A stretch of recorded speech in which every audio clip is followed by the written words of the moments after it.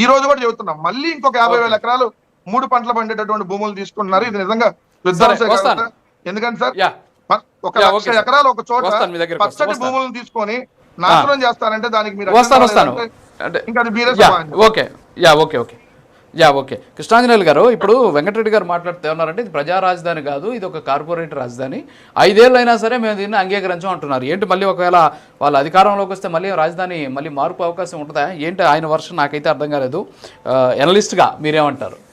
నన్ను ఒక్క సెకండ్ దయచేసి ఒక్క నిమిషం మీరు చెప్తాను. వస్తాను మీ దగ్గరకు వస్తాను మళ్ళీ వస్తాను సార్. నేను కృష్ణాంజనేయులు గారు అనలిస్ట్ గారు నాకు వారు చెప్పరు.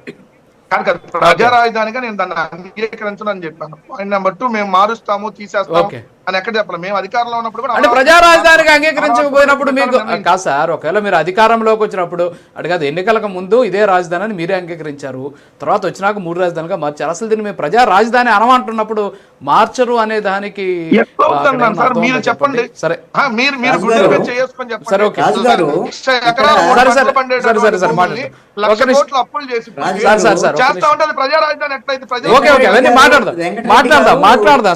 వైఎస్ఆర్ కాంగ్రెస్ పార్టీ తరఫున ఆయన ప్రతినిధిగా వచ్చారు. ఆయన వెంకటరెడ్డి గారు ఏం చెప్తారు అంటే, ఆయనకి వ్యక్తిగతంగా అది ప్రజా రాజధాని అనిపించడం లేదంట. అది వైఎస్ఆర్ కాంగ్రెస్ పార్టీ వెర్షన్ కాదు అనేటువంటిది ఆయన ఏం కన్ఫర్మ్ చేయాలి. ఇక్కడ ఒక అంశం, రెండో అంశం ఏంటో చెప్పండి. మొన్న శాసన మండలిలో బొత్స సత్యనారాయణ ఏం చెప్పాడంటే, మాకు 3 రాజధానులు అనేటువంటి అంశం పైన భవిష్యత్తులో కూడా ఉంటామని చెప్పలేమని చెప్పాడు. ఆయన ఒక వైఎస్ఆర్ కాంగ్రెస్ పార్టీ బలమైనటువంటి లీడరు, ప్రజాప్రతినిధి. ఇప్పుడు ఎక్కడా కూడా అధికారికంగా మేము 3 రాజధానులు కట్టుబడి ఉన్నామని కానీ, లేకపోతే అమరావతి కాదు 3 రాజధానులే మేము 3 ప్రాంతాలను డెవలప్ చేస్తామని కానీ ఎక్కడా కూడా జగన్మోహన్ రెడ్డి మాట్లాడలేదు ఓడిపోయిన తర్వాత. అంటే రేపొద్దున మారుస్తారా లేదా అనేటువంటి దాని మీద కాదండి, రేపొద్దున ఎవరు వస్తారు ఏంటి అని కదండి. అసలు మార్చేటువంటి అవకాశం లేకుండా దీనికి చట్టబద్ధత కల్పించి ఎవరు వచ్చినా సరే అది ఇక్కడే ఉండాలి రాజధాని, అమరావతి రాజధాని అని చట్టబద్ధత లేదు దీనికి అని చెప్పినటువంటి వాళ్ళు ఎవరండి? చంద్రబాబు నాయుడు చెప్పాడు మొన్న. ఎవరికి చెప్పాడు?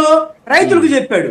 దీనికి చట్టబద్ధత లేదు, 10 ఏళ్ళు హైదరాబాద్ రాజధానికి సంబంధించినటువంటి ఉమ్మడి రాజధాని అయిపోయింది, దీనికి చట్టబద్ధత కావాలి అని ఆ రైతుల దగ్గర మాట్లాడినటువంటి చంద్రబాబు నాయుడు మరి నరేంద్ర మోడీ వచ్చినటువంటి సభలో మరి ఏమని చేశాడండి? మరి అయ్యా మాకు చట్టబద్ధత లేదు, ఇన్ని లక్షల కోట్లు ఖర్చు పెడుతున్నాము, దీనికి సంబంధించినటువంటి ఆ వారం రేపు పొద్దున వస్తే మరి ఇప్పుడు వీళ్ళకి చెప్పినట్టు రాక్షసుడు కీచకుడు ఏదో ఒక జగన్మోహన్ రెడ్డి వస్తాడేమోనయ్యా, మాకు భయంగా ఉందో, మా రాష్ట్రానికి రాజధాని సంబంధించి మారుతాడేమో, మీకు చట్టబద్ధత కల్పించండి అని ఎందుకు అడగలేదయ్యా?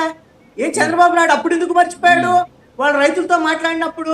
ఇక్కడ ఒక అంశం అండి, వీళ్ళు ఎంత ఇది అవకాశవాదంగా మాట్లాడతారంటే, వెంకటరెడ్డి గారు ఇందాక చెప్పాడు ఏమని, మేము ప్రధానమంత్రి నరేంద్ర మోడీ విశాఖపట్నం వచ్చినప్పుడు మీకు రాజకీయాలతో సంబంధం లేదు, మీతో మాకు సంబంధం లేదని మాట్లాడామని చెప్పాడు.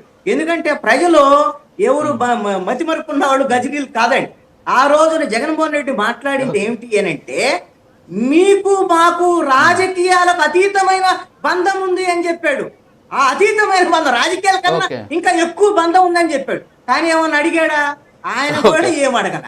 ఇప్పుడు ఎందుకు అని అంటే ఆయన ఏం చెప్పాడు గెలవగానే, అంతకు ఎన్నికలకు ముందు ఏం చెప్పాడు, అది నేను వస్తాను, ప్రతిపక్ష హోదా ప్రత్యేక హోదా తెస్తాను, ఈ రాష్ట్రానికి కావాల్సిన తెస్తాను, తెలుగుదేశం జనసేన తేవటం లేదు అని చెప్పి 2019 ఎన్నికల ముందు చెప్పిన తర్వాత గెలిచిన ఏమన్నాడు, నరేంద్ర మోడీకి బీజేపీకి మన సహకారం అవసరం లేదు, వాళ్ళకి మెజారిటీ వచ్చింది, నేనేం చేయలేని చేతులు ఇచ్చాడు. అదే విధంగా 2019 ఎన్నికలకు ముందు మేము అమరావతి రాజధాని అని చెప్పినటువంటి జగన్మోహన్ రెడ్డి ఎన్నికల్లో గెలవగానే ఏమన్నాడు, దక్షిణాఫ్రికా ఫార్ములా మేము 3 రాజధానులు అని చెప్పాడు. ఇవన్నీ విధంగా మాట మార్చినటువంటి విధానము, అమరావతికి వ్యవహారం ఇవన్నీ చూసిన తర్వాత వైఎస్ఆర్ కాంగ్రెస్ పార్టీని ఓడించాలని ప్రజలు నిర్ణయించుకున్న తర్వాత ఓడించేశారు. ఓడించిన తర్వాత 10 నెలల కాలంలో మీరేం చేశారని నేను అడుగుతున్నా. ఇందాక అరుణ్ గారు అన్నారు, గతంలో జగన్మోహన్ రెడ్డి మొత్తం ఇక్కడ సిబిఐ వచ్చినప్పుడల్లా వెళ్ళి ఢిల్లీకి వెళ్ళి అక్కడ వాళ్ళతో మాట్లాడుకునేవాడు, ఏం లేకుండా చేసుకున్నాడు. ఆ రోజున 22 మంది ఎంపీలు ఉన్నారు కాబట్టి జగన్మోహన్ రెడ్డి ఢిల్లీ వెళ్ళినా మాట్లాడతారు. ఈ రోజున జగన్మోహన్ రెడ్డికి ఎవరున్నారు? 4 ఎంపీలు ఉన్నారు. వాళ్ళు కూడా ఆయనతో ఉన్నారో లేదో లేదు, రాజ్యసభ సభ్యులు రోజు పోతున్నారు. పోనీ ఇప్పుడు ఎందుకు మరి రోజు ఢిల్లీ వెళ్ళట్లేదు జగన్మోహన్ రెడ్డి? మరి ఎందుకు సిబిఐ ఆంధ్రప్రదేశ్కి రావట్లేదు? గతంలో 5 ఏళ్ళు వీళ్ళు చెప్పిన ప్రకారంగా సిబిఐ వచ్చింది, అది వచ్చింది, ఇది వచ్చింది, జగన్మోహన్ రెడ్డి కేసు, వివేకానంద రెడ్డి హత్య కేసు అవి అని చెప్పారు. ఇప్పుడు 11 నెలల నుంచి ఈ వివేకానంద రెడ్డి హత్య కేసు ఏమైంది, ఈ కేసులు ఏమైంది, సిబిఐ ఎందుకు రావట్లేదు, దీనికి సంబంధించినటువంటి వ్యవహారం వీళ్ళు చెప్పాలి. రెండో అంశం ఏంటంటే అది వేరే అంశం కాబట్టి దాని లోతులకు నేను వెళ్ళను. అమరావతికి సంబంధించినటువంటి విషయంలో ఇప్పుడు పవన్ కళ్యాణ్కి దగ్గు వస్తే చాక్లెట్ ఇవ్వటమో లేకపోతే కాఫ్ టాబ్లెట్ ఇవ్వటమో అవన్నీ పవన్ కళ్యాణ్ తెలుసండి. పవన్ కళ్యాణ్ ఆ నెట్వర్క్ ఉంటుంది. నరేంద్ర మోడీ ప్రేమతో ఇవ్వనే తప్పేం కాదు. నేను అయ్యా నీకు కాఫ్ టాబ్లెట్ ఇచ్చాడా లేకపోతే ఇలా ఇంకో వాళ్ళకి ఏమి ఇచ్చాడు ఇవన్నీ మాకు అవసరం లేదు. ఖచ్చితంగా నేనేమడుగుతానంటే మీరు ఆంధ్రప్రదేశ్ రాజధానికి సంబంధించినటువంటి విషయంలో 2018లో నేను ఇప్పుడు ఎర్ర చొక్కా వేసుకున్నట్టుగా ఆ రోజున నల్ల చొక్కా వేసుకొని చంద్రబాబు నాయుడు అసెంబ్లీలో మాట్లాడినటువంటి మాటలకు అనుగుణంగా మట్టి నీళ్లు మాత్రమే ఇచ్చాడు నరేంద్ర మోడీ, మోసం చేశాడు, రాజధానికి నిధులు ఇవ్వలేదు, పోలవరానికి నిధులు ఇవ్వలేదు, రాష్ట్రానికి వెనకబడిన జిల్లాలకు నిధులు ఇవ్వలేదు, ప్రత్యేక హోదా ఇవ్వలేదు, రాష్ట్రానికి మట్టి కొట్టాడు అనేటువంటి విధంగా మాట్లాడినటువంటి చంద్రబాబు నాయుడు ఇప్పుడు ఏమిచ్చాడు అనేటువంటి దాని మీద మీరు నరేంద్ర మోడీతో జతకట్టారు. అది మీరు రాజకీయంగా మీ అవసరం. మీకు జగన్మోహన్ రెడ్డి బీజేపీ సహకారంతో జైల్లో వేశాడని మీకు భయం వచ్చి భవిష్యత్తులో మీరు అదే విధంగా మీ అబ్బాయి జైలుకు పోకూడదని బీజేపీతో ఈ రోజున అంటగా దిగే విషయాలతో మీ ఇష్టం. అది మీరు ఈ రోజున రాష్ట్రానికి మీరు చెప్పిన ప్రకారంగా ఆ రోజున నల్ల చొక్కా వేసుకొని ఈ రోజున నువ్వేం తెచ్చావు? పవన్ కళ్యాణ్ ఆ రోజున అరిచికి పెట్టాడు అన్ని భాషల్లో. ఆ రోజున పాచిపోయిన లడ్డూలు హమ్లడేంగే అని మీ ఈ రోజున మీకు చాక్లెట్ అని ఎందుకు అంటున్నావు? మీకు చాక్లెట్ కప్పితే అదేదో దగ్గు సంబంధించిన టాబ్లెట్, నీ దగ్గు టాబ్లెట్ ఇస్తేనే నువ్వు రాష్ట్రానికి సంబంధించినటువంటి